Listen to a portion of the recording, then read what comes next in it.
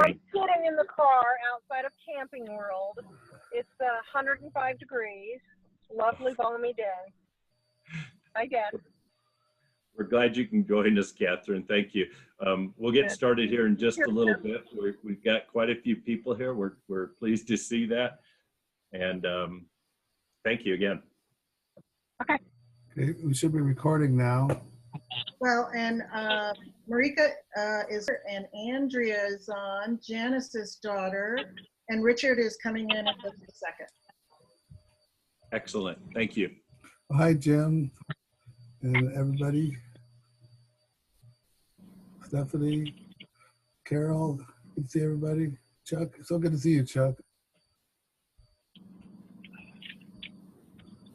So let's see, I'll put the screen thing back up.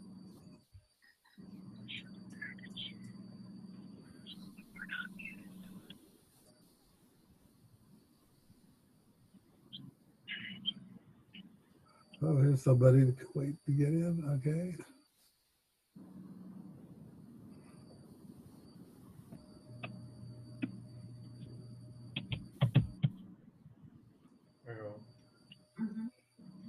Can you give me a different picture than this? Yeah, they can see you, and you're actually, yep, we're actually, okay. Phone's too small to show any pictures.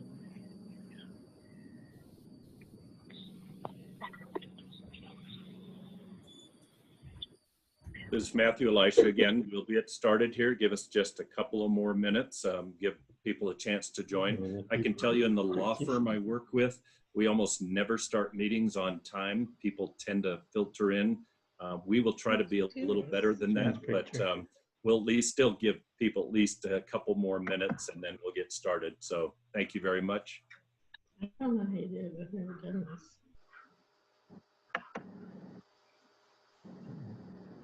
It's not the picture I've been having it.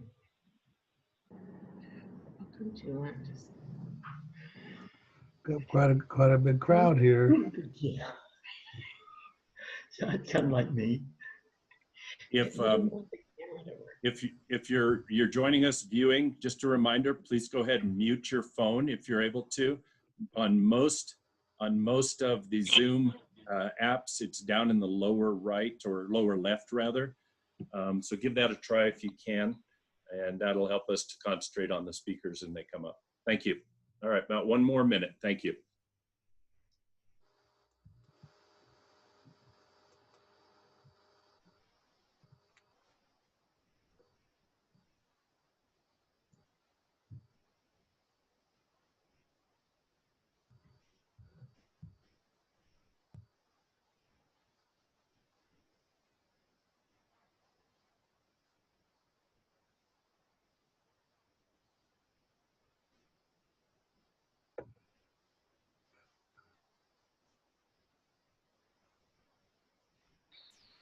Okay, unmute everybody one more time if anybody wants to say anything before we start.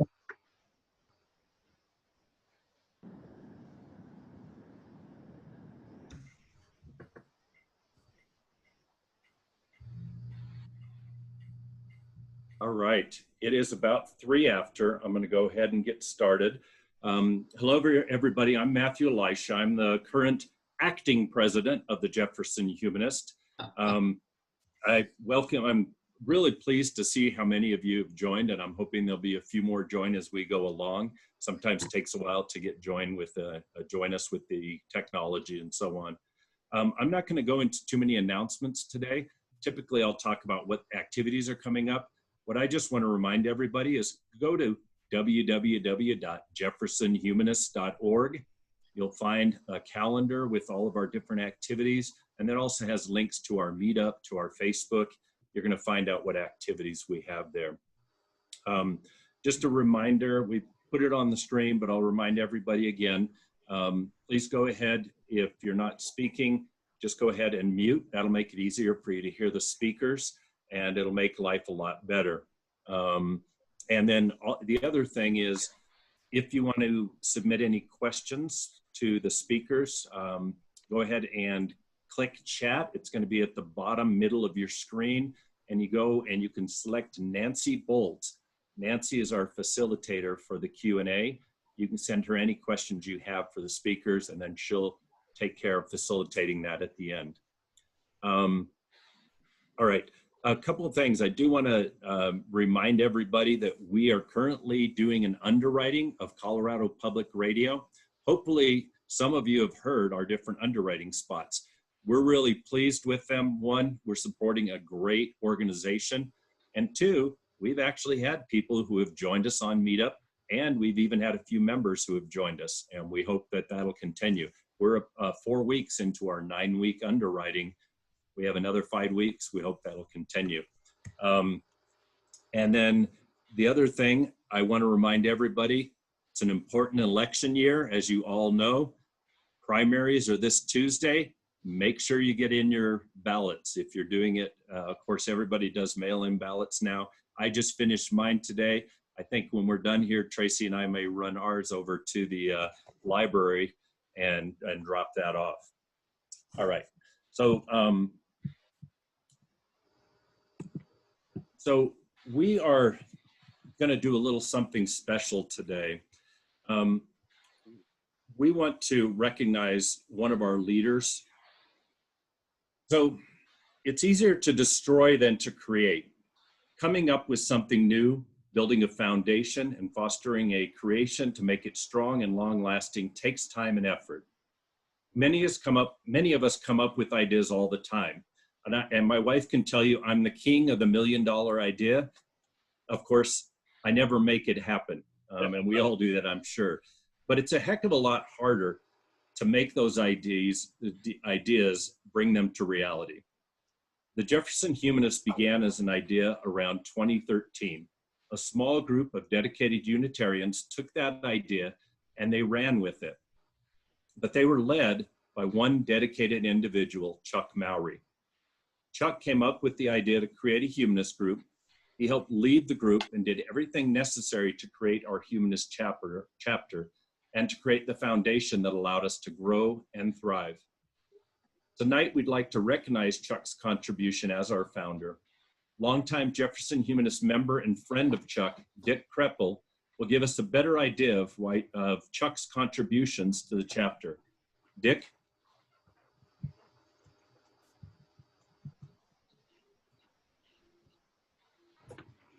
Let's see. Where is he? Is he muted? Let's see. Who's going to talk? I don't see Dick on here, so I can unmute him. Dick, are you with us tonight? Are you on the, nope, iPad 2? An iPad 2? All right. Well, the best laid plans of mice and men, as they say. If Dick does join us here in a little bit, I sent him the link. I was hoping he'd join us, but let me go ahead and continue. And if we get Dick joining us, then we'll let him talk. So just a quick run through from my understanding. And we actually, in our newsletter that's coming up here, being published early next week, we're going to have a few key pieces of this story. There was a group at the Jefferson Unitarian Church, and I'm going to get this wrong. Nancy, unmute yourself. Can you tell me what was the group? Peace, Love, and Social Justice, something like that? Judy knows it. Peace, Justice, and Bob led it. Liberty. Peace, Justice, and Liberty. Thank you, Jim. Yeah, something like that. So the group, the Peace, Justice, and Liberty group of the Jefferson Unitarian Church, things changed at the Unitarian Church, and they found that basically their group was disbanding. And they discussed it, and they thought, well, what can we do? We feel very importantly what we do is something to continue. And that group looked at different things, but through Chuck's impetus, they decided to become a humanist chapter of the American Humanist Association. And Chuck was a key mover to make the Jefferson Humanists a reality. He took the idea, he worked with the group that was there, and he made sure that if there's a piece of something that we need to do, that it happens. So on behalf of the Jefferson Humanist members, I want to say thank you to Chuck. Thank you for helping to create the Jefferson Humanist and for all the time and work you put into making it a success. As a small token of our appreciation, we sent Chuck a recognition plaque. The plaque has a quote at the top from the writer George Eliot that states, "What do we live for if not to make the world less difficult for each other?" And it says at the bottom, "Thank you to our founder, Chuck Mowry." So at this time, I'd like to ask Tom Kellogg to unmute everyone's microphone so that we can offer Chuck our combined thanks with a hearty round of applause. Thank you, Chuck. Unmute everybody, Tom. Oh, there we go. Nice Thank work, you. Chuck. And Chuck, I'd like to offer you the chance to please speak. Well, thank you. After all this buildup, speaking is not easy.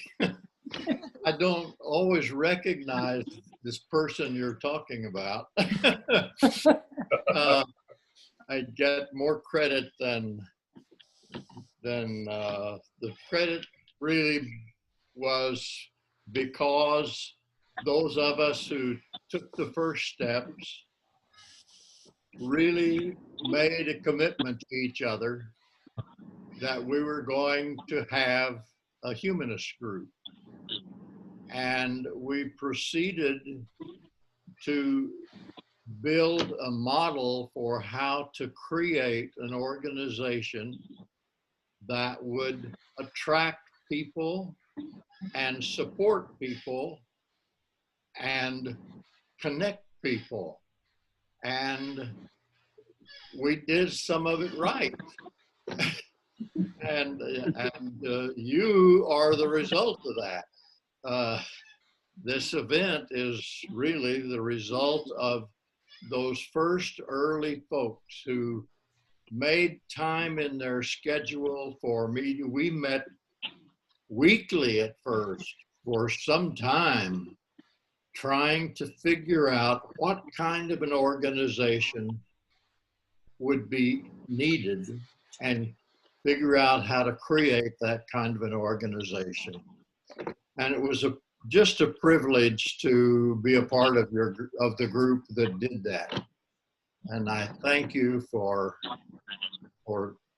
doing that. I did receive the plaque that Matthew sent. I've had a plaque a few times in my life, but nothing that struck me,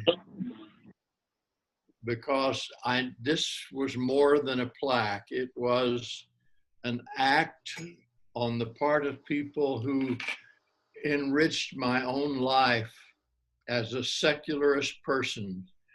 And you have all made your mark on me as we have worked together and produced what is today the Jefferson Humanist Chapter. And I just am grateful to have been a part of that.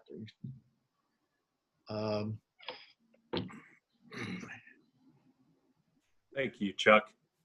It's, as I said, it's well deserved. We are more than pleased to give you that plaque, and I wish we could do more. You deserve it. Thank you very much. Matthew, can I just say something real quick? Hi, Nancy. Go ahead, Nancy. You know, Chuck is right. There were a bunch of us that worked on it. I was one of them. Very generous in giving us all equal credit, because while we were all interested and committed, you always need someone who pushes, someone who won't let you stop, someone who won't let you forget what the next step is, someone who will figure out what the next step is and help direct you there so that you think you thought of it yourself. Chuck was really great at playing that role of a gentle pusher to make sure that that our commitment stayed current. And so as part of that group, I want to acknowledge his leadership within that group. It was really, we wouldn't be where we are today if he hadn't kept pushing. So thank you. Nancy. And Bob's not here because he had someplace else he had to be. Otherwise, he would be here right now. Tell him hello. I will. Thank you again, Chuck. Okay, we're going to go ahead and move to Nancy. Nancy's going to introduce our speakers. I'm going to reiterate that, and I'm sorry, Tracy's telling me, Chuck, can you hold up the plaque? Are you able to hold that up? It's pretty heavy, but if you can hold it up to the screen. There we go. It's kind of hard to see, but don't worry, we have a good picture we're going to put in the newsletter. Thank you, Chuck. Okay, you can put good. it down. All right, so we're going to pass it over to Nancy, but before I do that, I want to remind everybody, if you're not speaking, please mute your microphone. One of the things you'll notice is Zoom likes to go to whoever makes any sound. So if you are unmuted and you happen to jiggle something, it's going to take away from our speakers. So Nancy, I'm going to mute now and I'm going to pass it to you. I'm going Thank to you. mute everybody right now. And Nancy, you need to then unmute. Okay, that's right. Yes. Okay, I don't think you're muted. All right. Okay. Right, you Mute. for telling us all to mute ourselves. That really does make a difference. I'm also going to make a couple of other suggestions that you might want to also turn off your video so that, you know, if your cat crawls into your lap or something, people aren't distracted. Even better, if you notice at the top of the screen, you have different ways to view it. And I'm going to suggest that you click on speaker view so that when I turn this over to our speakers and their screen, what you will be seeing is really Greg or Estefani when they speak. So that will be what I'm going to suggest to you.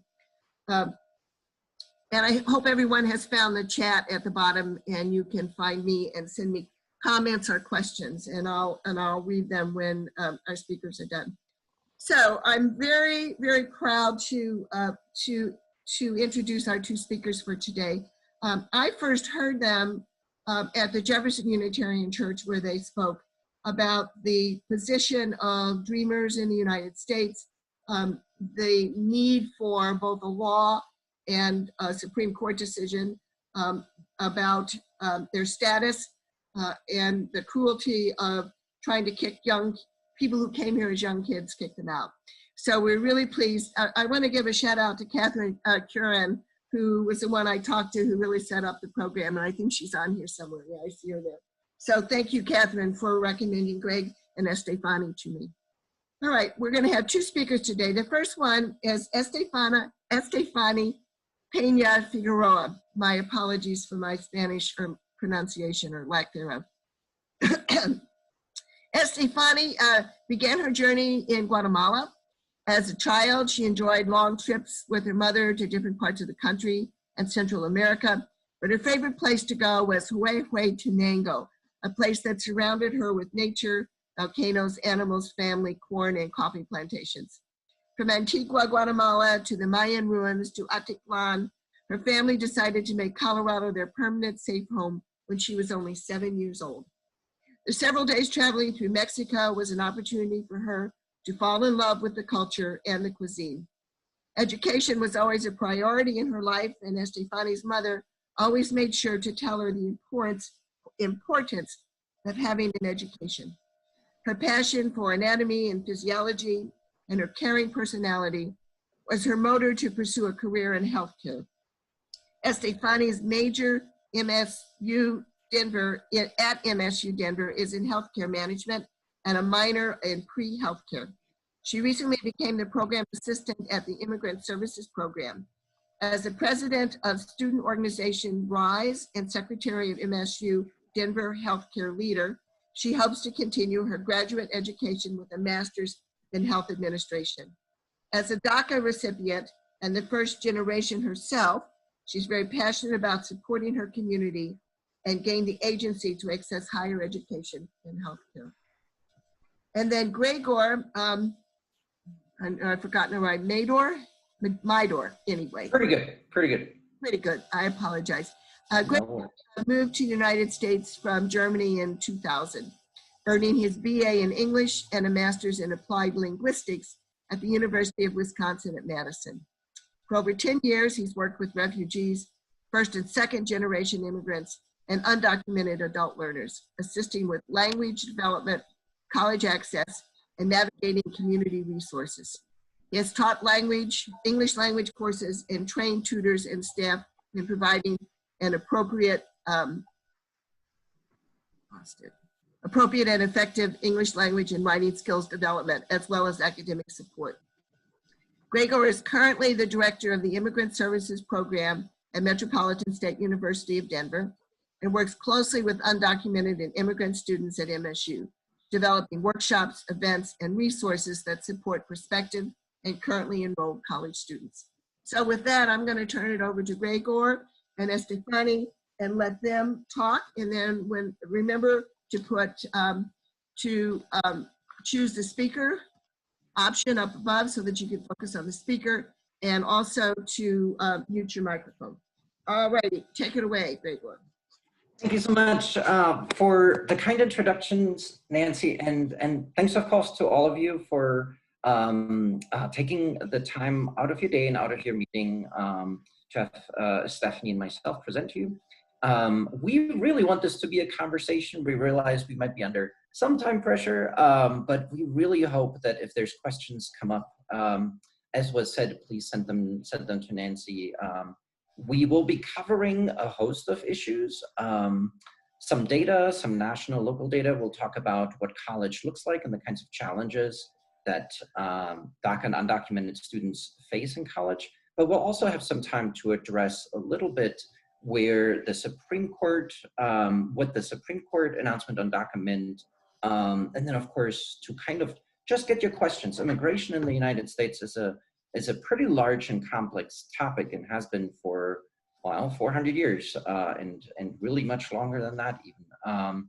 So we realize that there's all kinds of questions that might be coming up. So by all means, make sure to put them to us. So we already had wonderful introductions from Nancy. My name is Gregor Mieder, as Nancy said, Director, Immigrant Services. I'll let Estefani. Hi, everyone. Thank you so much, Nancy, for the introduction. My name is Estefani, and like Nancy stated, I am a recent staff member at the Immigrant Services program, and I'm just very excited to be here. Thank you so much for being willing to listen to us today and learn a little bit more. So first, I'm just going to very quickly give an overview over the MSU Denver Dreamer Network. The Dreamer Network is a group of students, faculty, and staff. We come together to create and work towards a campus that is welcoming, supportive, and also elevates the voices for DACA and undocumented students. We at MSU Denver are an institution that in some ways deserved and in some ways not, very much have a reputation in the community to support immigrant students, undocumented students. And we take it on as a committee to make sure that the university lives up to that reputation and that we have the kinds of support that undocumented college students need in place. To that end, we raise awareness across campus. We actually have workshops for faculty, staff, that Estefani, for example, and I as well train at. We also advocate for specific policies when it comes to things like health insurance, when it comes to things, how financial aid works, and so on. We, as I mentioned, we educate, so we provide some training on the campus. We also are engaged in fundraising opportunities, and we speak in the communities to groups such as yours. And we're actively engaged in raising funds. We're going to talk about that a little bit more. There's a newsletter that you can sign up for. If you are interested, you can put your names and email addresses in the chat. And then I believe Catherine or maybe somebody else will take names and email addresses and make sure you get added to our newsletter. In it, you hear a little bit more about what the Dreamer Network does on a regular basis, what kinds of initiatives we can fund, what kinds of trainings we put on. And with that, Thank you, Gregor. So we're going to be hearing a lot the word dreamer today. A dreamer is a young undocumented immigrant who does not have documentation to legally reside and work in the United States. This word originated with the DREAM Act, which stands for Development, Relief, and Education of Alien Minors, and was introduced to Congress in the year 2001. Unfortunately, it never passed, and DACA was later introduced in 2012. It is important to understand that dreamers may or may not have DACA status, and not all undocumented, documented individuals consider themselves to be dreamers. Perfect. We wanted to dedicate a little more time to go over a policy that has been a large point of debate over the last year. DACA is an executive action of 2012 that enabled dreamers who arrived by 2007 to obtain a 2-year renewal work permit. It temporarily protects DACA recipients from deportation and requires them to be in school or have a high school diploma, GED, and have no criminal record. It was rescinded in 2017 and is currently under judicial appeal, which means that renewals are currently permitted. But something that is important to remember is that DACA is not a pathway to citizenship, and it doesn't provide access to any federal aid. A limited number of individuals can qualify for DACA, so although this is a beneficial program for many, it does not apply for all dreamers. This is why it is important to use dreamers instead of calling all undocumented students DACA. Great. On this next slide, and of course, if the slides aren't changing for you, my internet isn't the hottest thing in the world, so if it lags a little bit, please be patient. On this next slide, what we hope to do is provide a little bit of background, national state data. I think it can be pretty helpful when we sort of consider the larger picture of undocumented immigration in the United States and how Denver and Colorado fits into that. So now it's actually close to 11 million undocumented immigrants live in the United States. On average, they've been in the US for almost 14 years, which I think really counters some of that narrative that we hear from the media and politicians at times, right? That undocumented individuals are not really part of the United States. If you've lived in the US for 14 years, I think this is very much your home. I've been in the US for close to half of my life now, since I was 20. And even though I come from a very safe Western European country, this is my home and I don't want to leave it. This is where my friends and my life is. And so I think that's an important piece to point out. Close to 5 million US citizen children lived in so-called mixed status families. You may have heard that term before. That refers to if family members, usually parents, one or more, are undocumented. As Estefani said, a lot of federal programs, pretty much all of them, are cut off for mixed status families as well as undocumented individuals. So those are things like housing vouchers, SNAP, food benefits, financial aid for college that we're gonna look at later, and of course Medicare, Medicaid programs. The range of federal programs is really very large. And mixed status families, although they may contain a US citizen child, are cut off from those kinds of benefits. That includes the COVID-19 relief funds that have been made available recently as well. In Colorado, we have about 200,000 undocumented immigrants.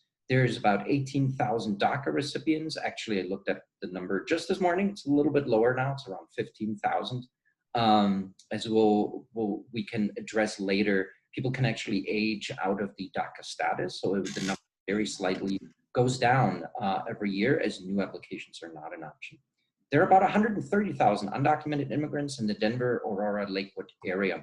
And what I find really interesting, if you look on the slides on the top right corner, you see a little map with population centers for undocumented immigrants. And you notice that Denver, Chicago, we're kind of the outlier, right? Otherwise, undocumented immigrants generally live where population centers are, so along the coasts.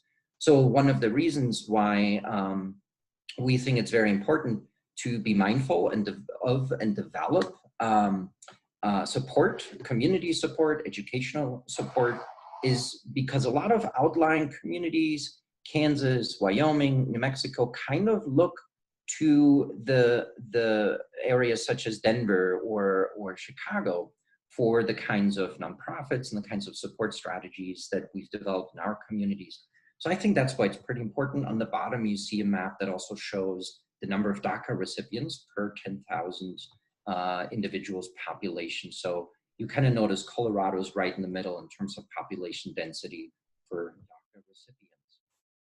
And I think this is, yeah, I think this is still my slide. Now, MSU Denver data is pretty interesting. You may have heard me refer earlier to MSU Denver's reputation as really very much being at the forefront when it comes to supporting undocumented college students. The graph kind of shows that. In large part, we have that reputation because of the numbers. So we serve close to actually 500 DACA and undocumented students. If we look at DACA and undocumented students who are eligible for in-state tuition, that number is close to 400. So we serve roughly half, a little bit less than half, of all undocumented Colorado college students. So we're very much a destination for those college students. Or wait, nope, that's still me. So on this slide, we're gonna take just a really quick minute, and this may be a good point, of course, where questions come up. So Nancy, if you see some questions, feel free to relay them to us. As you may have heard, the Supreme Court on June, I want to say it was June 11th, on a Thursday, about 2 weeks ago, provided its announcement on DACA. So as Estefani said, DACA was kind of caught up in the courts ever since the current administration tried to end the program. And various courts had given various announcements, federal courts, on whether the DACA program should continue or whether the administration had not done a good job ending the program, essentially. The Supreme Court found that the way the program was discontinued, somewhat surprisingly, found that it was ended arbitrarily and capriciously. This has been very welcome news for individuals who have DACA, and this means that new applications and renewals should now be accepted. I say should because we've not yet received very clear guidance from USCIS, which is the United States Customs and Immigration Services, and DHS, of course, Department of Homeland Security. They're the ones who receive the renewal applications, and they're the ones who essentially oversee all immigration-related matters ever since Immigration Naturalization Services was sort of reorganized after 9/11. Now, because there's been very strong opposition to the Supreme Court announcement, Department of Homeland Security came out 2 days after the announcement. The current administration came out and have said that they will very quickly, very forcefully challenge that announcement from the Supreme Court. There is currently a federal court case in Texas that's actually challenging not so much how the program was ended, but rather that the program overall violates constitutional law. The immigrant rights advocacy world, immigration lawyers very much expect that we are in the middle of an ongoing fight over the future of the DACA program, which we should remember was always just a Band-Aid short-term solution. We will talk a little bit later about what kinds of federal policies and laws are currently under consideration that could make DACA more permanent. And at that point, I wanted to kind of see, Nancy, if there's any questions from the group or any thoughts that you'd like to relate to us.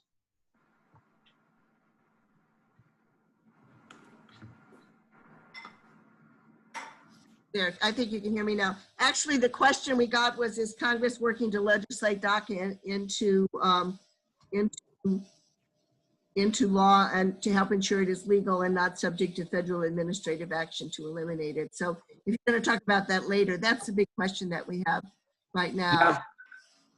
I'm going to address that now, actually, because I have another computer open with my slides, and I realized that in this specific presentation, we actually didn't put a slide in about that legislation. Yeah, there is a bill that was passed by Congress called the American Humanist Association Act.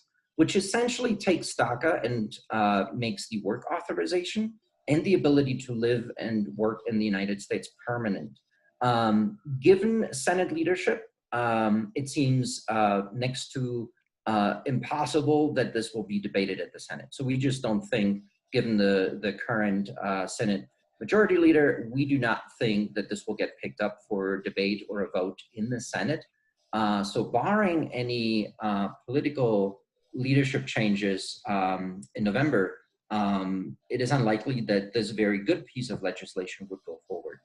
What was the name of that legislation again? It's the American Dream and Promise Act. American Okay, thank you. and Promise Act. There's definitely fantastic information that can be found on the web about it. Thank you. And certainly this is also a good opportunity to remind everybody we'll have our contact information. So if you want to speak more with Estefani or myself, we certainly can do that. Now I'm going to turn it over to Estefani. Thank you, Gregor. DACA and undocumented students face many financial barriers. First, like I previously mentioned, we do not have access to federal aid. And I just want to quickly mention that I am a DACA student. As a result, we do not have access to federal aid like Pell Grants. Many scholarships require for students like myself to be permanent residents or US citizens, and therefore DACA or undocumented students are not able to apply for them. This population of students do not have access to loans or affordable health care.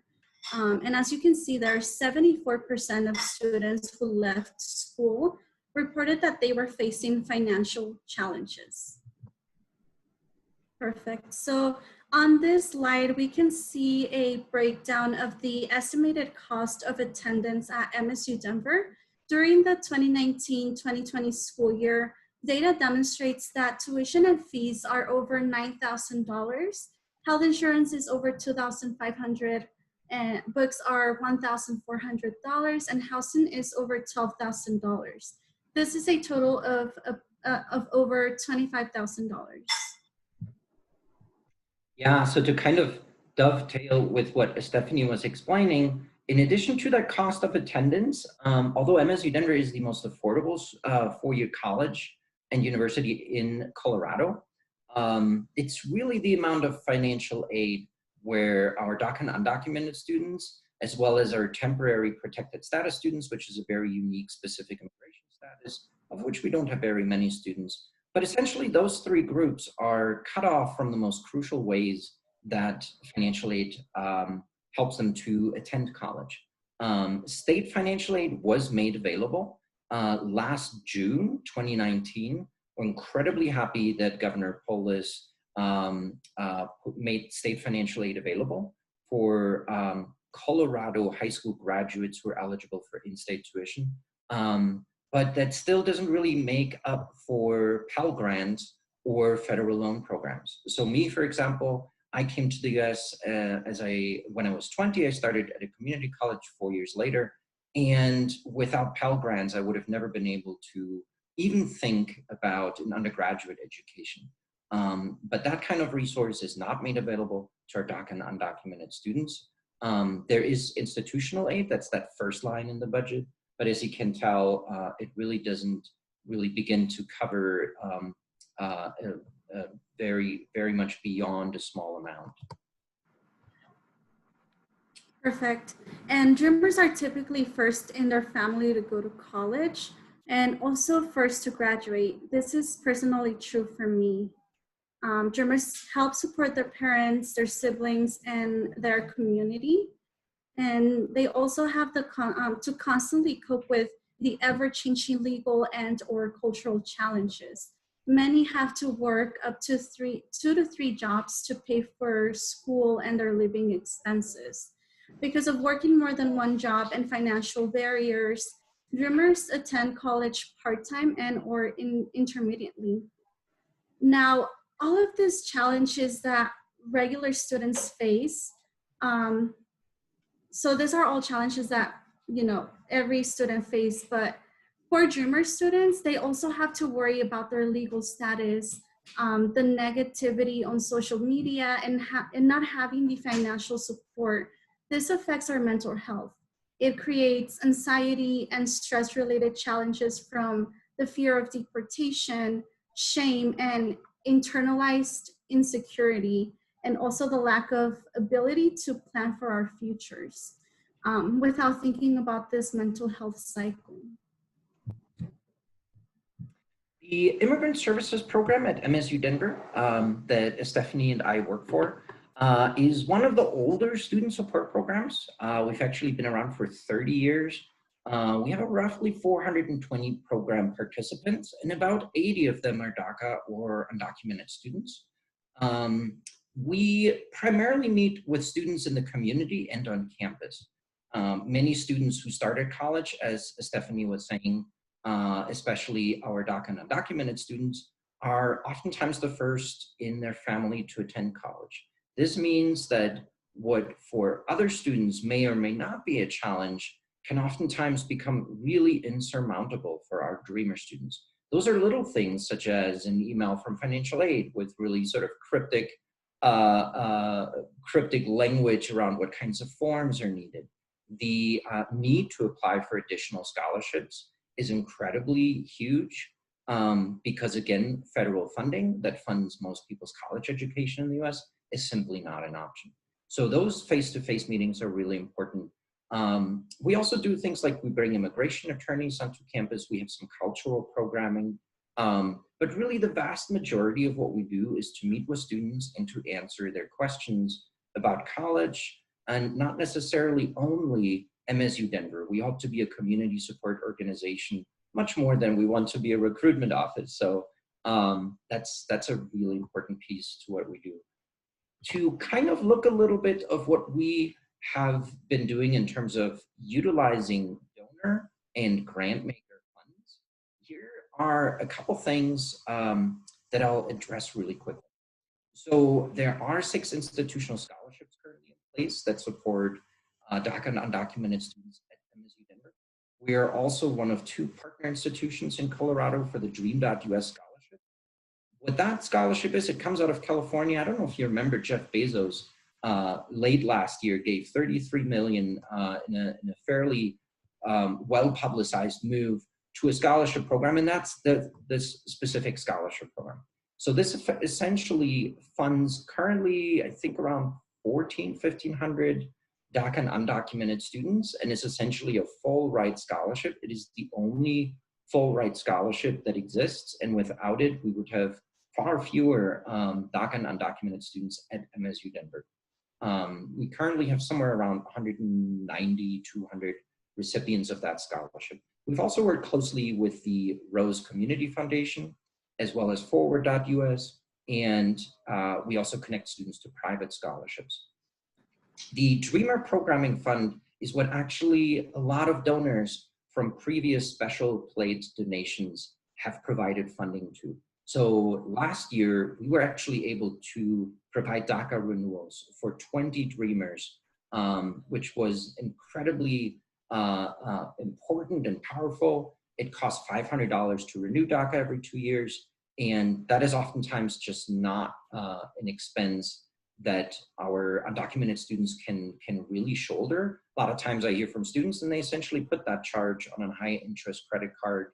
A lot of times DACA students are the only ones in their family who have regular employment.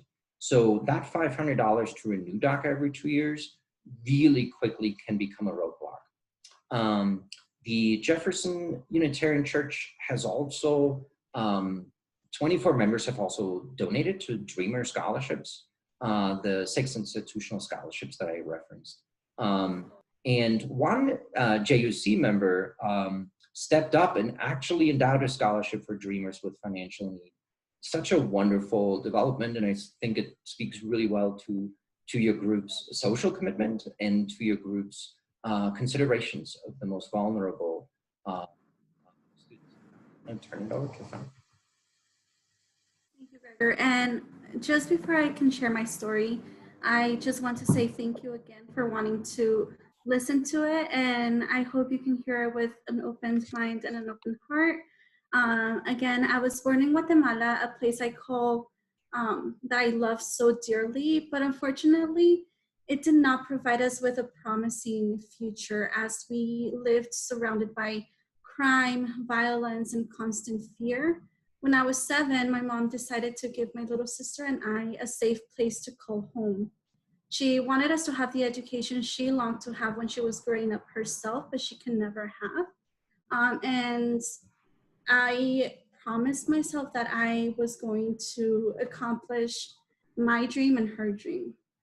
We experienced many challenges and, quite frankly, many traumas crossing the Mexican border to Guatemala and also the Mexican and US border. But despite the hardship of, having to run, having to walk long hours without any food, without any water, I was excited to finally be in the land where dreams still come true. I knew Denver would be our permanent safe home even before getting here.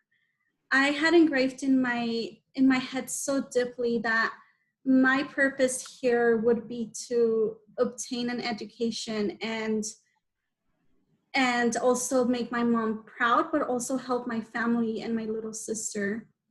However, the culture shock, the different language, being separated from my family and friends in Guatemala, and having to adapt to the weather did not compare to the day I found out that I couldn't apply for many scholarships because I was born in a different country. I witnessed how my mom, a single mother of 3, made just enough money to pay the rent and bills, and how she always borrowed money from different individuals for food. Before the implementation of ASIT and DACA, I knew that the only way I would ensure myself a pathway to college was with scholarships because I didn't have any type of financial support for my family.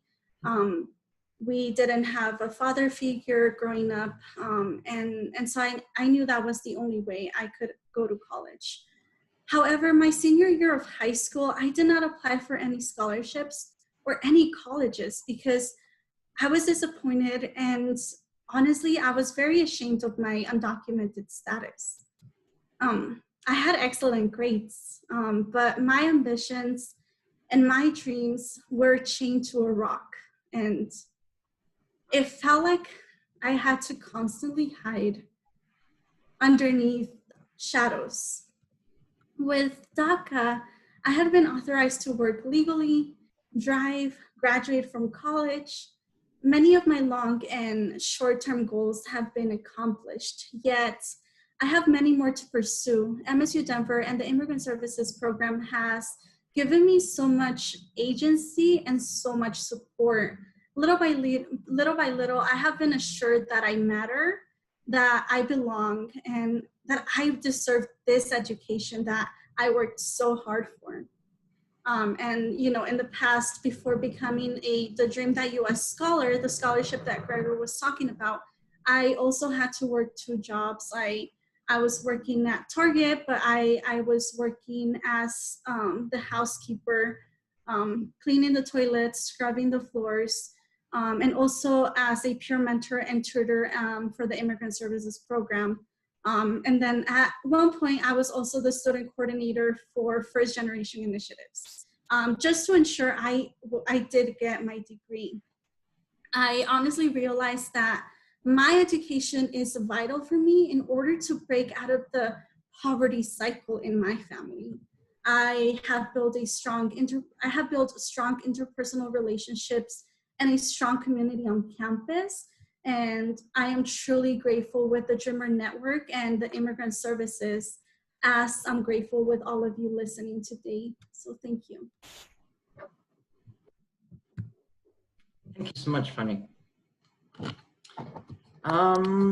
We only really have one last section, which is a couple pieces of advice in case you would like to help, in case you would like to push towards more supportive Denver, Colorado, and United States for immigrants and for DACA and undocumented families.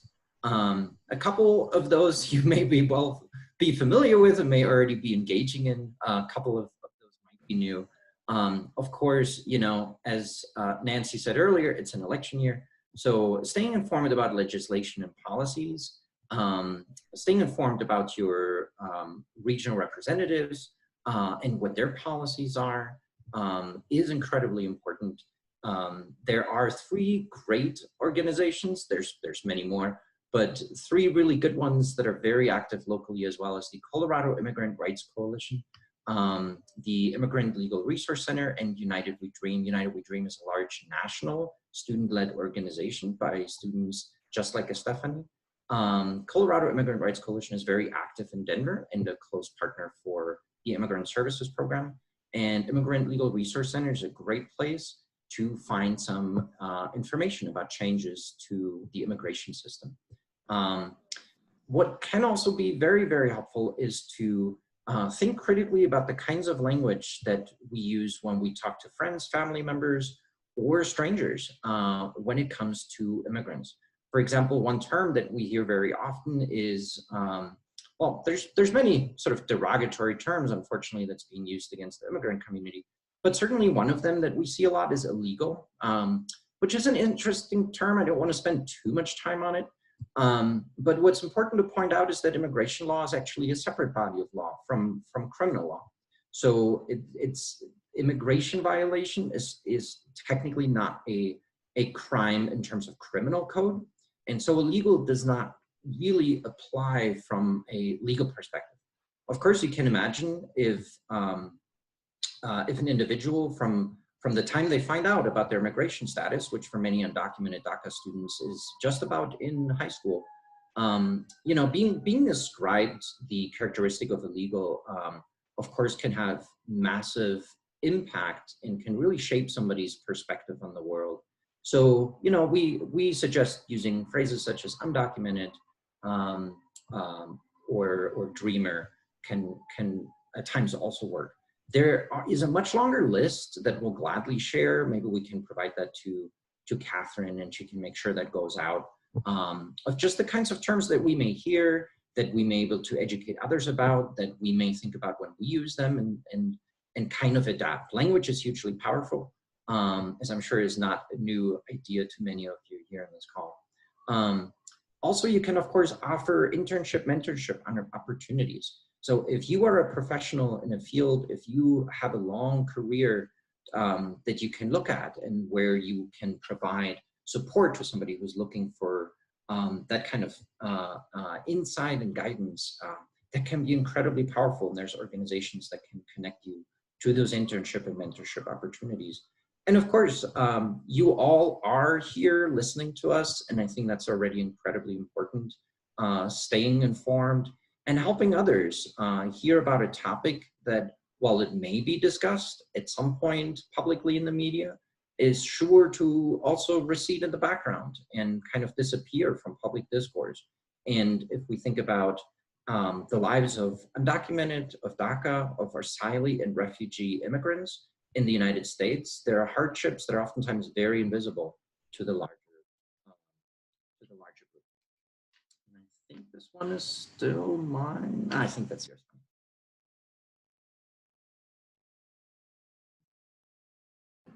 I should probably unmute myself. Yes, everything that Gregor just talked about is a good way to support. But, you know, also talking about this type of issues in order to raise awareness is very important. Talking to your friends, to your family, and, you know, you may also contact your representatives to ask them to support immigrant rights, calling your senators, letting them know about, you know, being informed about laws and what is going on with DACA, immigration, but also showing support through signs, pins, statements. One of the things, of course, that you can do as well very immediately towards a good cause is to donate, for example, to Dreamer scholarships on campus. I've put the link here on the screen, but you can also, again, interested in providing support. Again, there's a number of different scholarships that you can choose to support. The other option that I mentioned earlier, that last year Jefferson Unitarian Church so graciously and generally supported, was the Dreamer Programming Fund. We've used that programming fund primarily to provide DACA renewals over the last almost 3 years. 2.5 years, we've provided close to 90 DACA renewals with the help, amongst other groups, of Jefferson Unitarian Church. And especially now that, although DACA was left in place by the Supreme Court, especially now that the Department of Homeland Security, federal administration is really pushing back against that and is hoping to renew their efforts, and is not hoping, they are renewing their efforts to end DACA. Making sure that, that people renew their DACA status now while they still can is incredibly important, and that is what the Dreamer Programming Fund can be used for. There's a little bit more information about how to provide a check or a recurring donation. Again, those are details we can kind of sort out at the end. That brings us to the end. I don't think we need to look at the references. I'm gonna kind of stop sharing the screen because we have a couple minutes left. And I thought it'd be great if Estefani and I could make ourselves available a little bit for questions. This could be about what we see and experience as we work with undocumented students on campus, or maybe any other pieces of information we can provide. Neither Estefani nor I are immigration attorneys, but we very much keep on top of regulation and laws as it relates to the immigration system in the United States, which is kind of like the tax system as a good comparison. It's a patchwork of complicated legal frameworks. So we can try to answer questions you might have about that. Okay, we don't have any questions right now. The one we had was about the legislation. However, I think if you want to stop sharing your screen, there's few enough on right now that if anyone would like to make a comment or just ask a question, just let me know and we can call on you to do that. Now, can you stop sharing your screen? I'll tell you what, Gregor, if you give me your contact information, if people want to be on the mailing list or anything like that, we can, there we go. We can, I can make sure that their name and address get to Catherine, and we can also put some of this information in our newsletter, which is coming out next week. Does anyone want to make a comment, or are there any other questions? Nancy, this is Nancy. Nancy? Yeah. So actually, I'm just curious. So it sounded like the majority of the students in this program are at MSU. I'm just curious about how many of them actually complete their 4-year degree. I assume that it's, with it being so tough to all the challenges put forth, that it must be very difficult. And so I ask our speakers if they have an idea about how many actually make it through the 4-year program at MSU. Yeah, that's a good question.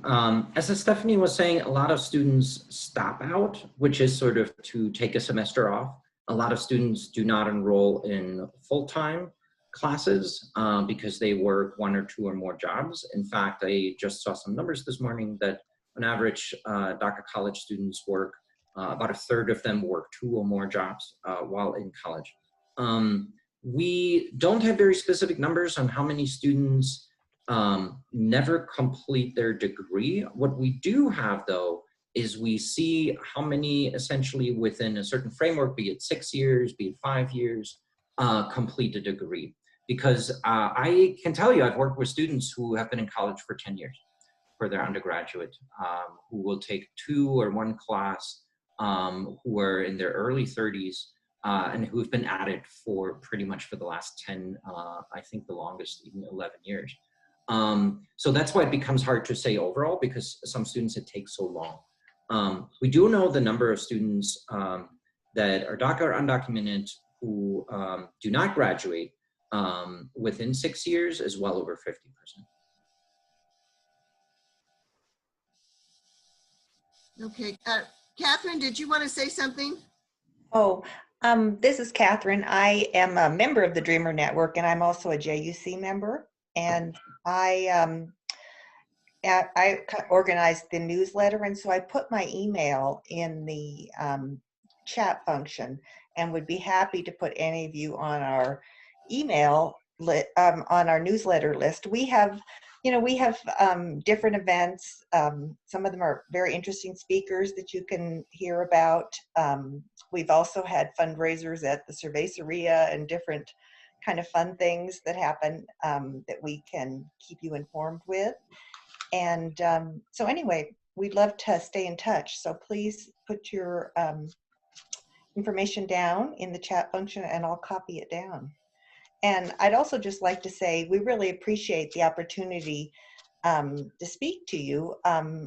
Nancy heard us speak at JUC and asked if we would be willing to do this. And I think that's one way of really getting information out to people if we share it with our networks about what's going on with Dreamers. And anyway, we're very thankful for having that opportunity. Thank you, Nancy. I also want to thank you for switching the date. You were supposed to be later in the year, but with the COVID virus, we lost our June speaker, and I really appreciate that you were willing to jump in and do it earlier than you expected. I really did. We're really close to closing time, and I'm wondering if anybody else had any final comments or questions before I tell you about next month's program.